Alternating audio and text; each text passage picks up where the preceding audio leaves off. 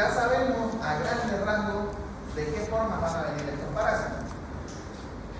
Sea cual sea la forma que va a venir, pueden haber platermitos, pueden haber protozoos, pueden haber, pero de la forma que sea, los que se encuentran directamente en el intestino. ¿Listo? Ahora esta clasificación, esta manera de estudiarlo es solo los que van al intestino. Son también llamadas, como dicen ahí, enteroparasitosis. ¿Ya? A ver, los parásitos intestinales son aquellos capaces de alojarse en cualquier parte del tubo digestivo de los seres humanos, obviamente, y se los va a dividir, como ya habíamos visto, el protozoos y el milto. Obviamente van a ver aquellos que sean protozoos que van al intestino y aquellos que sean miltos que van al intestino. Acuérdense que los protozoos son unicelulares y los miltos son multicelulares. Los mecanismos de transmisión de estos que van a llegar al intestino, sea cual sea la especie, la más frecuente es por la ingestión de quistes de protozoos o de huevos o larvas de los helmintos. Acuérdense que usan helmintos. ¿Ya? Por lo tanto, un quiste, que ya sabemos que es un quiste, es un parásito adulto encapsulado, ¿se acuerdan? Que es encapsulado, que lo hace, adopta esa forma para poder sobrevivir ¿a qué? Al tubo gástrico, al pH, a las inclemencias del tiempo. Entonces, para que nosotros consumamos un parásito adulto de la forma protozoaria, deberíamos consumir un quiste. Consumiendo un quiste, ahí nosotros nos vamos a enfermar. ¿No? Ahora, esto sucede cuando el consumir no solamente es con alimentos, también puede ser con agua contaminada.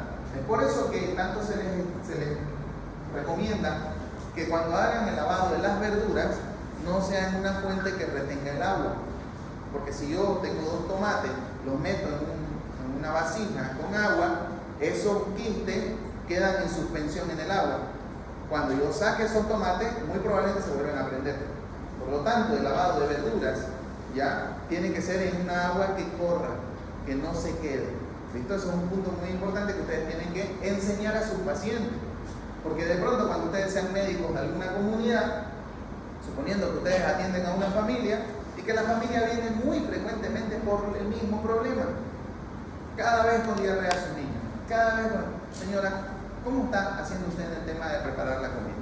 Y ustedes averigüen cómo es que ella lava sus verduras y van a ver que comete ese error de hacerlo en una bandeja. Entonces hay que decirle que tiene que ser en un lugar donde el agua corra. Muy probablemente ese sea el foco de la infección, de que esa familia no deja de tener esas infecciones. ¿Ya? Por obvias razones también tiene que haber alimentos que sean bien cocidos, como la carne, ¿no? ¿Por qué? Habíamos visto que la carne de chancho, sobre todo, contiene a estos probióticos que vamos a ver después, que eso no lo vamos a consumir y eso nos va a infectar, nos va a producir un tipo de parasitosis. Vamos a ver que el ambiente actúa como un receptor de contaminación humana y animal. ¿Ya? Vamos a ver que estos parásitos son potencialmente patógenos. El humano los va a eliminar por sus heces fecales, ¿listo? Y estas heces fecales van a contener ya sea quiste o huevos de parásitos en forma adulta, de gusano, perdón, y estos van a quedar en el medio ambiente de las casas para contaminar fuentes de agua, cultivos regados e inclusive aquí en la ciudad puede suceder. ¿Quiénes son los principales causantes de que haya contaminación de heces fecales en la región urbana? Las personas en situación de calle. Las personas que están en la situación de calle defecan en las aceras, esa materia fecal se seca, viene el viento y se lleva ese polvo, ¿comprenden? Y ahí están volando los quistes y luego eso se asienta en la empanada que ustedes compran allá enfrente y lo comen. Entonces vino de la heces de alguien de calle, ¿comprenden? De un vagabundo que duerme en la calle, defeca en la calle, el material fecal se seca, viene el viento, ese polvo viaja por el aire y se asienta en las ensaladas de frutas, en las empanadas, en las cochillas, ¿no?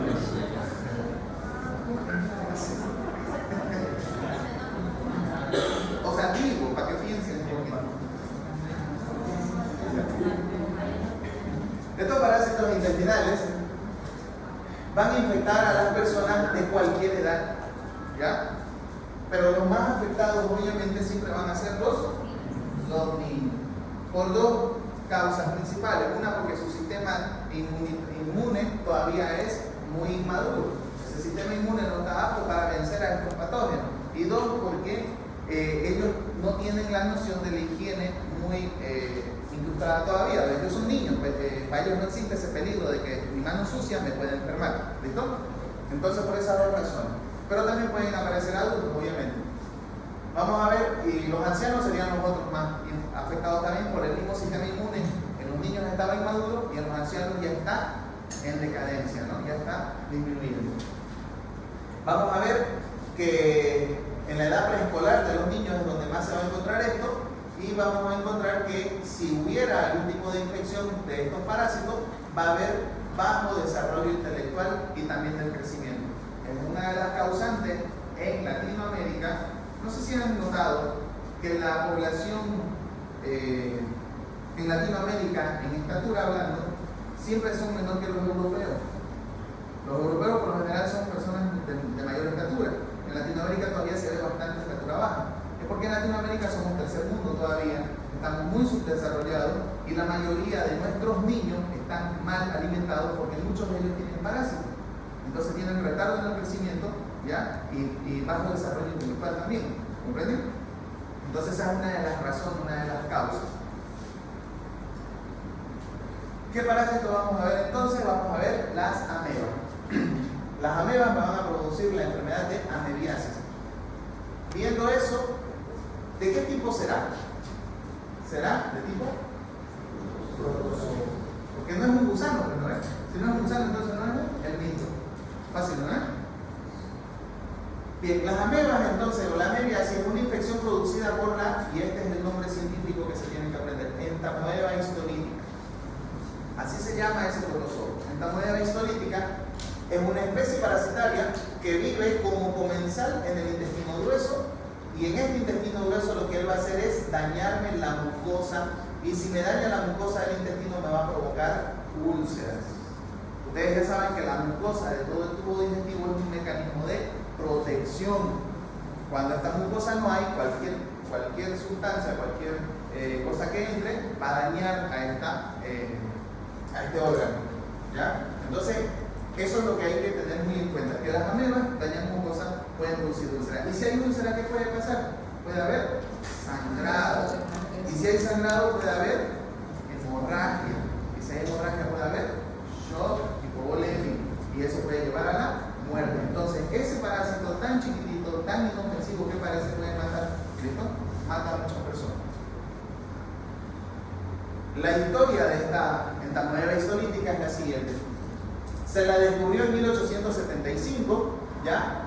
Pero muchos años antes, antes de su descubrimiento, las personas sabían que existía una enfermedad que era transmitida por el agua o por comidas contaminadas que producía diarrea con sangre, y esas personas no sabían a qué se enfrentaban, pero utilizaban una planta que su nombre es de acá, Ipecacuana, un nombre medio raro.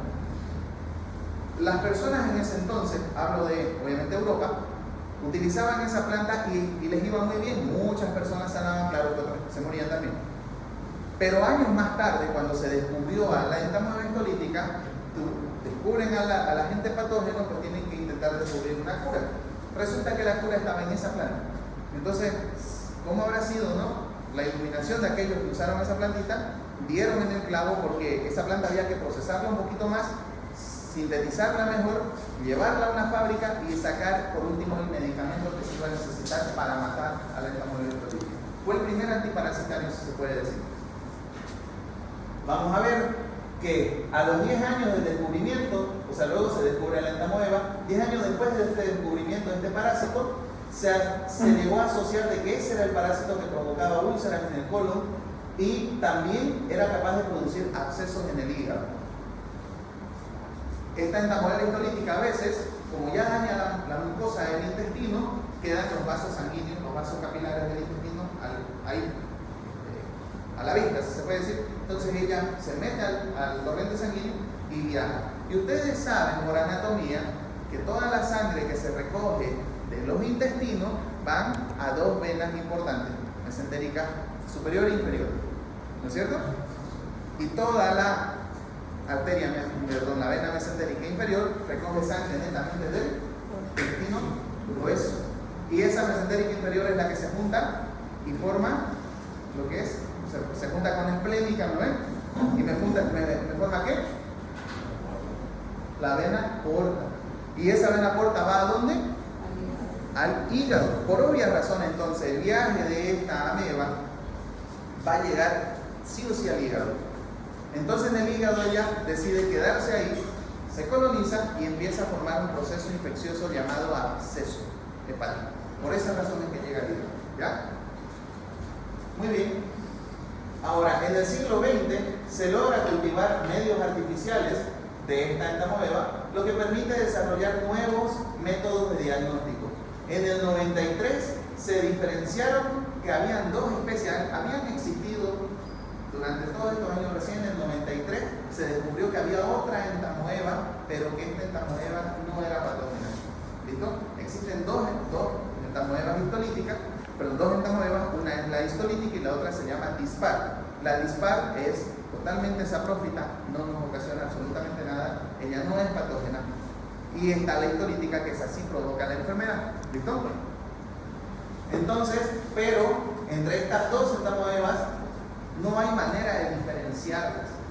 ¿Ya? No hay manera de diferenciarlas con microscopios simples. Se tienen que hacer estudios más avanzados con microscopios electrónicos para saber exactamente si estamos ante una dispar y ante una histolítica. Pero nosotros aquí en la realidad, en Latinoamérica, como médicos, no vamos a tener a la mano laboratorios que tengan microscopios electrónicos para que me digan si es la dispar o la histolítica, ¿no es cierto? Por lo tanto, el laboratorio, sea cual sea de las dos especies que hay, va a decir, digamos, entamoeba positiva. Sí o sí les va a dar positivo, sea la simple, la no patógena, o sea la patógena. Y nosotros como médicos, ¿qué tenemos que hacer entonces? Asociarlo con la clínica. Entonces, me viene un paciente, me dice, pongamos este ejemplo: doctor, vengo a hacerme un chequeo general, quiero hacerme una revisión para saber cómo estoy yo de salud. Bien, hágase un examen de sangre, un examen de orina, un examen de heces. Y el resultado del examen de heces llega con ameliasis, digamos, ¿no? Entamoeba positiva. ¿Ustedes qué hacen? ¿Le dan antiparasitario o no? ¿Por qué? ¿No tendrían que investigar algo más? ¿Qué es lo que ocasiona la patógena? Ocasiona diarrea con sangre. Señor, ¿usted está yendo al baño y hace líquido? ¿Tiene diarrea? No. Estoy bien. No tengo nada, eso solamente era por si acaso. Entonces, no se da nada, porque muy probablemente tiene la dispar, la no patógena. Ahora, si viene una persona con claros síntomas de deshidratación, pálido, anémico, y le dice, doctor, le cuento que estoy, disculpen la palabra, estoy cagando con sangre.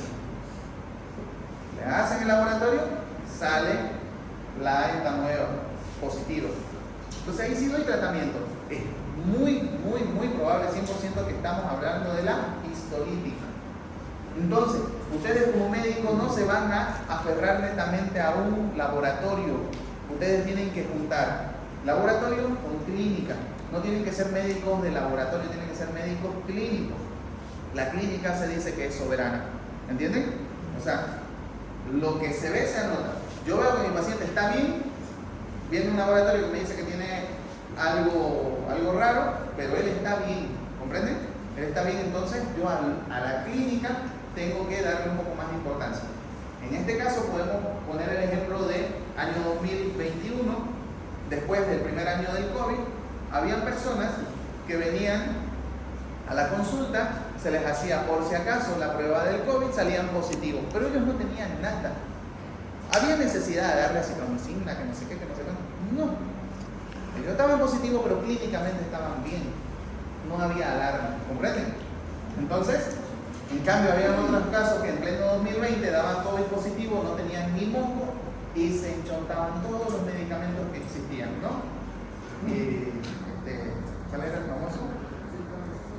la citromicina, abusaron un montón de citromicina, hidróxido de cloro, dexametasona, prednisona, un montón. Y ellos sanitos, no tenían nada. ¿Con qué? Solo porque tenían el positivo. Entonces, ustedes como médicos no podían hacer eso. Ah, está positivo, hay que darle todo. Pero no tiene nada de síntomas. Tranquilo, no tiene síntomas. No se necesita. ¿Ya? Entonces tienen que sumar. Y muchos de acá se han debido sentir aludidos, ¿no? Muchos de aquí han hecho eso lo que estoy diciendo. O han visto a alguien que hizo, o ustedes hicieron que alguien tome así. ¿Ya? Pues esta noche piensen lo que han hecho.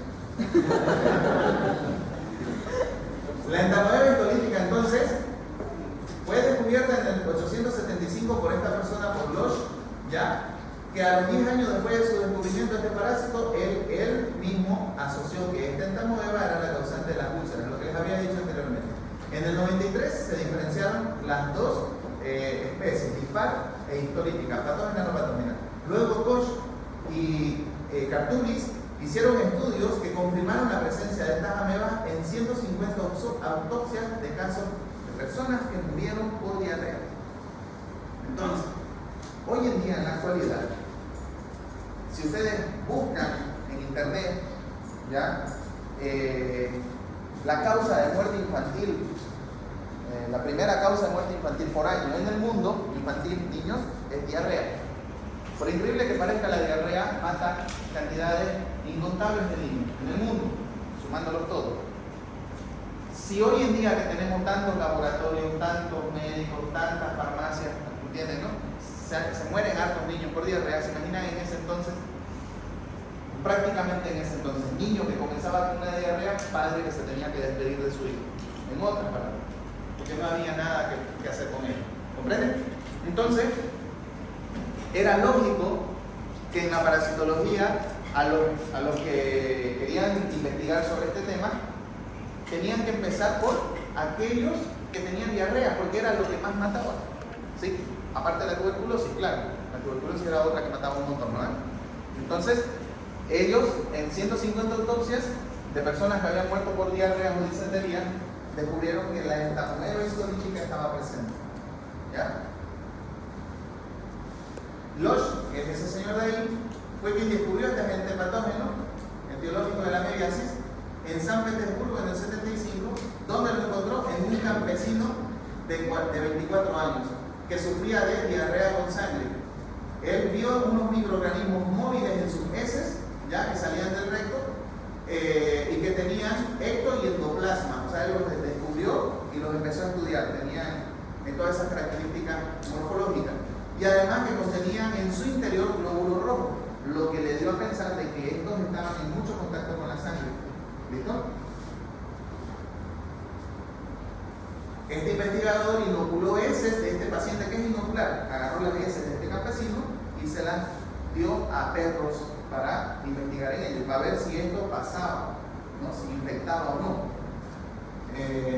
Lo hizo por vía rectal y oral a perros, lo cual logró producir la disentería en uno de ellos con ulceraciones en su mucosa intestinal. El perro que enfermó tuvo lo mismo que ese paciente, que ese campesino, úlceras y sangre en su colon, en su recto. ¿Ya?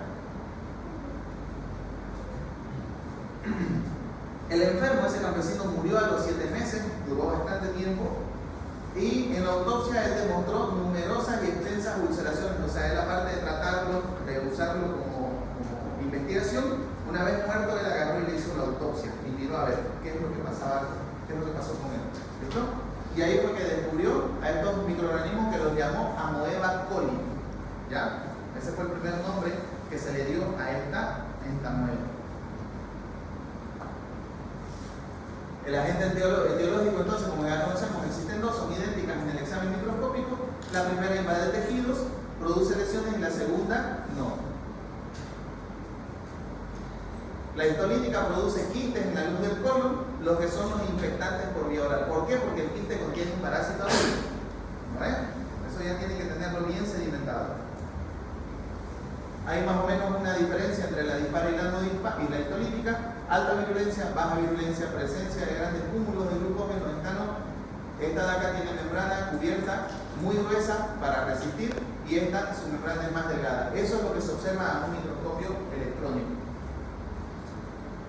Los huevos, por lo tanto, o los quistes, mejor dicho, son igual similares desde el microscopio. Ambos quistes no hay como diferenciarlos tampoco. Por lo tanto, el informe médico siempre va a decir que están presentes las dos, aunque el laboratorista no sepa si está hablando de la una o de la otra, siempre dirá positivo. ¿Ya? Ustedes tienen que asociar a la clínica.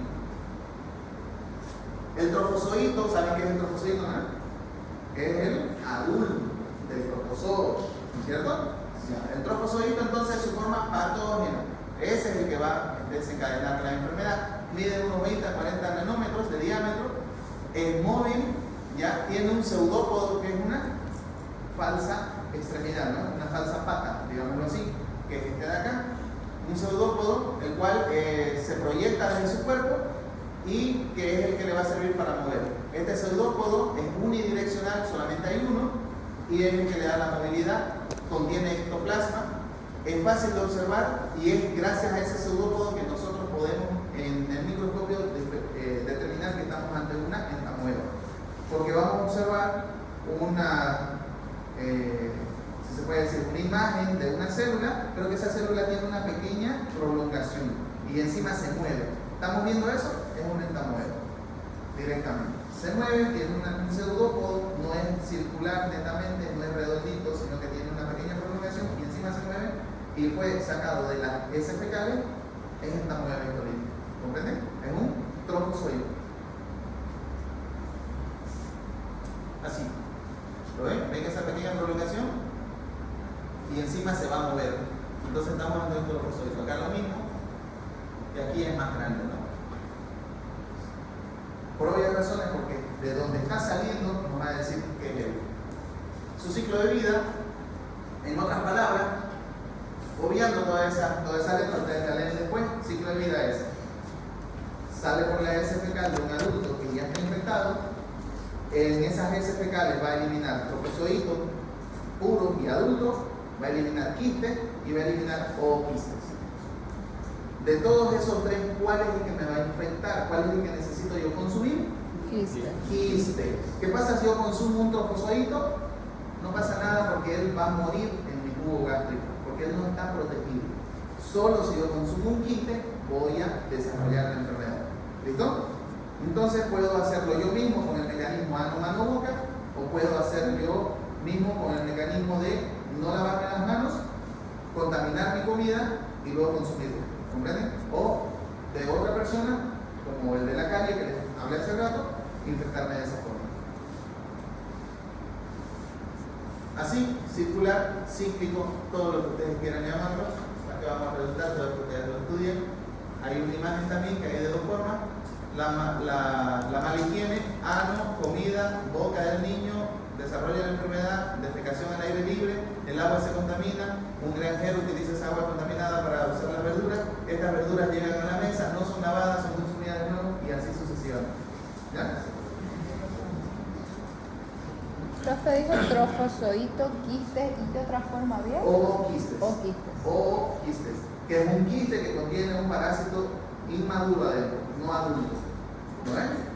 Ooquistes. Ooquistes. No. Ese se desarrollaría dentro del cuerpo hasta crecer, pero por lo general él tiene que desarrollarse en forma adulta ya en el medio ambiente. ¿Ya? El que nos interesa a nosotros es el quiste, que si lo consumimos ese se rompe ya su envoltura una vez en el intestino y sale el parásito adulto. ¿Listo? Ahora, la patogenia es más de lo mismo de lo que hablamos hace rato. Ya. Existen los portadores sanos. Puede ser que yo tenga, fíjense, un 10% son los sintomáticos y el resto seríamos portadores sanos. Es por eso que aunque yo esté sin síntomas, yo necesito ser muy cuidadoso con mi higiene, ¿ya? Porque yo puedo tener la entamoeba histolítica, solamente que mi sistema inmunológico es muy bueno, que a ella la mantiene a raya. Tengo muchas bacterias, mucha flora intestinal saprófita, muchas bacterias buenas, que no le permiten a ella hacer daño a la mucosa, no tiene espacio. Es como que yo fuera la entamoeba, este curso sería parte de un pedazo de mi intestino y todos ustedes serían bacterias saprófitas. Yo no podría contra todo, ¿comprenden? positivo, ya, yo me estoy reproduciendo, voy eliminando las formas inmaduras, ¿no es cierto? Voy eliminando los ovoquistes, porque puedo ser sexual o asexual. Me voy multiplicando y van saliendo por las heces fecales. Entonces, esta persona tiene la entamoeba histolítica, infecta a otras personas, pero él no tiene síntomas. ¿Por qué? Porque él tiene un sistema inmune muy bueno. ¿Listo? A eso se refiere. Mucho depende de la virulencia de la enfermedad, las defensas del huésped, como les había dicho. Mecanismos que dañan la mucosa, entonces existe una invasión a la mucosa, el cual lo hace por un contacto físico de este trofozoito en las células entéricas del intestino, porque la célula principal del intestino es el enterocito, ¿no es? Por eso se llaman enfermedades entéricas, ¿ya? Ahora, esta mucosa del colon va a ser lesionada gracias a la lectina, que esa lectina le sirve al parásito como adherencia y es la que empieza a producir una galactosa, que es en realidad la que va a empezar a destruir a esta mucosa y la va a barrer de la superficie del enterocito. Todo eso ustedes lo van a leer para que de una vez vamos a la parte de la formación de úlceras. Así se ve una endoscopía digestiva baja o una colonoscopía, mejor dicho. Fíjense esas manchas que ustedes pueden observar ahí, que si no se ve bien acá ustedes en su teléfono lo van a observar mejor. Esas son las úlceras, algunas de ellas van a ser sangrantes, otras no. ¿Ya? Así podemos ver también una lesión en una muestra histológica. Esto es un corte, un pedazo de intestino que lo han cortado para observarlo. Y vemos que hay una lesión en forma de botón de camisa. Lo pueden observar aquí, ¿no es cierto? Esta zona de acá no se parece a estas otras de acá. Aquí hubo la lesión. Acá la entamoeba histolítica destruyó esta pared. Por lo tanto, empieza a haber destrucción de todo el tejido que se encuentra debajo. Y es gracias a esto que luego empezará a sangrar y a esto se denominará una úlcera. Pero la lesión histológica se llama el botón de camisa. El botón de camisa lo leen en su examen, lo asocian directamente con la entamoeba histolítica. ¿Listo? Bueno, obviamente hay el factor de inmunidad, el cual nos va a permitir salvarnos de este parásito, ¿no? Las barreras naturales que tenemos se llamarán defensas no inmunes, son aquellas como el pH del estómago, las enzimas digestivas que también evitan que esta entamoeba se adhiera al intestino, ¿ya? Y la competencia con la flora bacteriana. Entonces todos estos factores son denominados nuestra inmunidad, pero nuestra defensa, no inmune. Y la defensa inmune estará mediada por los linfocitos, ¿no es cierto? Los glóbulos blancos. Habrá la inmunidad celular, que son aquellos que se estarán encargando los macrófagos que van a comerse a los trofozoitos, que son los parásitos adultos, y con eso se anularía la infección. Y después está la inmunización, que se ha demostrado que hay inyecciones con cultivos vivos de estos parásitos, y esto hace que nos protejan de unas cepas que son más virulentas que otras. Es casi como los virus. El coronavirus existió desde siempre, pero este último, el 19, el que apareció, este fue más virulento que lo que ya habían antes. ¿Comprenden? Coronavirus siempre ha habido, pero el 19 fue una variante con una virulencia muy alta. Entonces se necesitó una vacuna necesariamente para esta porque había sido muy virulenta. Lo mismo con las entamoebas. Hay especies de entamoebas que tienen más virulencia que otras. Y no existe aquí en Bolivia, no sé si en Brasil existirá, pero en algunos países sí hay vacunas contra este tipo de parásitos, ¿listo? Pero no protege contra todas las especies, solamente seleccionan aquellos que son más virulentos. A eso se refiere, ¿ya? Luego de haber una ulceración, habrá una perforación del intestino y obviamente eso ya es catastrófico, lo cual primero va a haber una peritonitis, luego va a haber una septicemia y luego va a haber un shock y por último va a haber la muerte, ¿ya? Aparte de estas lesiones como úlceras se pueden formar amebomas, que son pseudotumores, son unos cultivos, el cuerpo del organismo detecta esta entamoeba histolítica y la encapsula, la encierra y adentro se hace un cultivo de amebas, ¿ya? Cuando estamos ante un ameboma, Eso es muy peligroso porque no se puede simplemente romper, porque ahí liberaríamos a las amebas para todo el intestino, ¿entienden?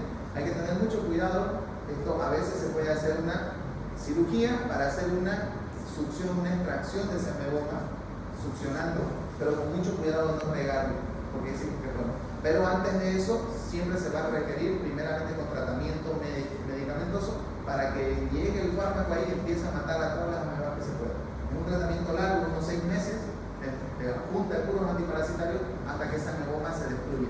Si no hay éxito ahí recién se hace de manera quirúrgica, ¿ya? Y esa ameboma puede haber en cualquier territorio del intestino. Por lo general sucede en el delgado. Bueno, las manifestaciones clínicas ustedes ya saben, siempre diarrea con sangre.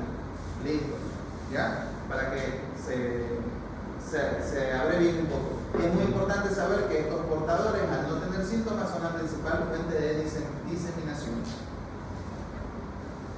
Más o menos, esa es la tasa de las personas que tienen colitis disentérica. Estos son los que tienen la colitis no disentérica y todos estos son asintomáticos. ¿Qué es disentería? Diarrea con sangre. Estos tienen diarrea con sangre y estos no tienen sangre, tienen solo diarrea. A eso se refiere. Colitis disentérica y colitis no disentérica. Disentería es diarrea y sangre. ¿Listo? También pueden haber de forma crónica o de forma aguda, ¿ya? Por lo general, cuando un paciente lleva semanas, se dice que ya es crónico y por lo general no va a ser disentérico, porque no aguantaría, ¿no es cierto?, perder tanta sangre durante semanas. Entonces él moriría. En cambio, aquellos que que tienen la disentería presente, o sea, diarrea y sangre, estamos hablando de que es una forma aguda y que la mortalidad es alta y que en la primera semana nomás tenemos que hacer algo con ese paciente porque moriría. ¿Listo? Más o menos así es como se ve la no disentérica. Son personas que la pasan mal durante meses, durante mucho tiempo. Y la disentérica son aquellos que la pasan mal durante la hora de ir al baño, ¿no es cierto? O sea, mucho dolor, mucha diarrea y mucho sangrado, ¿ya? Si los síntomas son así, estamos ante una aguda o colitis disentérica. Si los síntomas es que simplemente el paciente empieza a tener problemas para digerir cualquier tipo de comida, come algo, le hace mal, come esta otra cosa, le sigue haciendo mal. Medio come un poquito de más, le da un poco de diarrea. Tiene una diarrea que se corta sola. Voy al baño en este momento, hice diarrea, más tarde volví, pero ya no fue diarrea. ¿Comprenden? Muy probablemente yo soy un paciente portador de esta entamoeba. No hago con sangre, pero la tengo al parásito. ¿Me entienden la situación, no? Entonces sería bueno en esas personas que están sufriendo con estos problemas estomacales hacer un tratamiento antiparasitario profiláctico para barrer con esta entamoeba que están teniendo. Y por último, obviamente ya la colitis mediana fulminante es aquella que el dolor abdominal, diarrea, tenemos vómito, anorexia, enflaquecimiento y la muerte, finalmente la muerte. Entonces ese sería el nombre de la complicación más grave de la entamoeba, ¿ya? Colitis mediana fulminante. Todo esto ustedes lo van a leer con calma. ¿Cómo diagnostico? Con laboratorio o una muestra de heces. Coproparasitológico sería, ¿ya? Porque directamente tienen que observar, no necesitan dejarlo en cultivo. Entonces la muestra sería coproparasitológico, donde el bioquímico, un poquito de la materia fecal, la observa en una plaquita y trata de buscar quistes, trofocitos, lo que sea que encuentre. ¿Ya? Pero si hay la presencia de cualquiera de las tres formas, entonces ya entiende, ¿no? Entonces estamos ante una infección positiva. Más o menos así. Y luego al microscopio coprológico.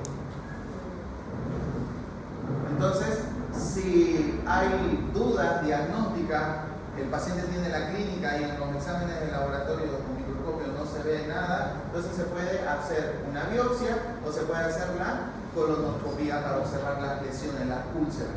¿Listo? Porque esas úlceras pueden no ser por ameba. Ojo, puede ser que el paciente tiene un montón de úlceras en el colon. El laboratorio vino negativo para esta mueva, entonces ¿quién ocasiona esas úlceras? Ojo que puede ser la enfermedad de Crohn, ¿no es cierto? Entonces tenemos ahí que tener varios diagnósticos diferenciales. ¿Cómo cómo agarro y descarto cualquiera de las opciones con una biopsia de la úlcera para ver qué es. ¿Listo? Bien, voy a avanzar a la parte de tratamiento, higiene personal, obviamente, y tratamiento. Existen 3 tipos de fármacos, los cuales son de acción luminal, o sea, los que el químico va a viajar por la luz del intestino. Existen los fármacos que son de acción principalmente tisular y parcialmente luminal, que son aquellos que van a viajar por el torrente sanguíneo del intestino y también van a viajar por la luz del intestino.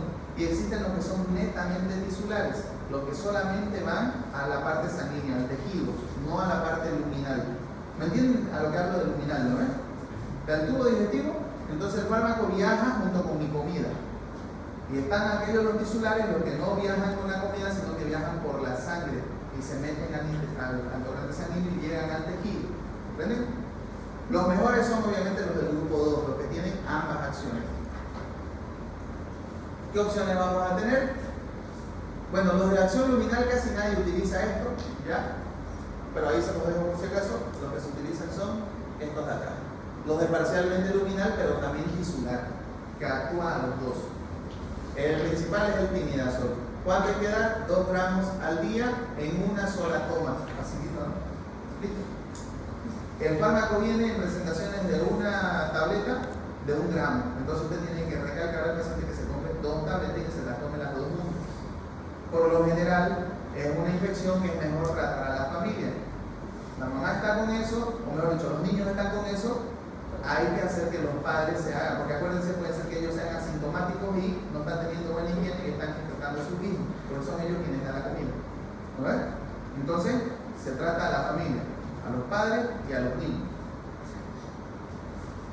La otra opción es el secnidazol, que viene en comprimido de 500 miligramos para adultos, es más activo que el metronidazol, bueno, que no está aquí, que el metronidazol ya es el que está acá abajo. El metronidazol es el de elección para niños. ¿Listo? Estos dos de acá son de elección para adultos y este es de elección para niños. ¿Por qué? Por la presentación. El metronidazol sí viene en jarabe, los otros dos no, los otros dos solo vienen en tableta. Entonces, si estamos con un niño de 1 año y medio, no vamos a tomar una tableta, ¿no? Entonces, utilizamos metronidazol en jarabe. La dosis ahí está, 30 miligramos por cada kilo que él tenga, eso se lo da durante 7 a 10 días, cada 8 horas. ¿Ya? Y bueno, y este es el otro tratamiento que va netamente, que es la dehidrometina. Ese es el tratamiento que se utiliza para mujeres embarazadas que están con esto, porque no podemos, ¿cómo se puede decir? Los otros fármacos pueden traspasar la placenta, este no. Entonces solo necesitamos, en este caso, dar algo que no sea muy teratogénico, ¿ya? Por eso ahí se le coloca que se le da en el embarazo, porque los otros son más teratogénicos que él. O sea, solo luminal para embarazada. No. O solo tisular. Solo la de acción exclusivamente tisular. Tisular. Para embarazo. Y este es el fármaco de hidrometina. ¿Ya? Y por último, el absceso hepático, como habíamos visto, que es que va a viajar allá, es a dar tratamiento luminal. No, ¿verdad? Porque no nos sirve nada que el fármaco vaya al tubo. Necesitamos uno sistémico. Se utiliza entonces el de las embarazadas. ¿Listo? Se utiliza el de las embarazadas para tratar a este absceso hepático. Ahora, si el absceso hepático es mayor de 5 centímetros, se tiene que hacer una intervención quirúrgica. ¿Ya? Se tiene que hacer un drenaje, pero con mucho cuidado porque eso es un cultivo de puros parásitos. Eso puede regarse y ahora tener un montón de abscesos en toda la cavidad abdominal. ¿Ya? Por eso siempre se va a intentar mediante fármaco, para que eso reduzca un poco la patogenia y después ya se actúa.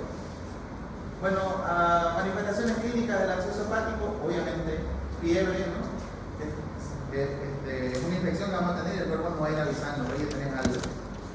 Cada vez nos va a dar fiebre, nos va a dar fiebre, nos va a dar fiebre. Vamos a ver que va a haber compromiso del estado general, va a haber ictericia en algunos casos, o sea, vamos a empezar a tener un amarillo, tal como si tuviéramos una hepatitis, pero esto es raro. Se va a presentar solamente en casos graves o que estén muy avanzados. El hígado va a crecer de tamaño y en el peor de los casos va a haber una reacción de peritoneo. El diagnóstico para el absceso hepático, ecografía, o sea, un diagnóstico de imagen, se ve el absceso, se ve como un quiste, como un tumor, ¿listo? Y si queremos saber qué es exactamente esa imagen que estamos observando ahí, se hace un examen de sangre ELISA. No sirve de nada hacer un cultivo de heces, ¿no? Porque ya la ameba no está en las heces, viajó por el sistema y ahora está en el hígado. Entonces necesitamos ver en la sangre si hay algunos marcadores que me digan que está él ahí.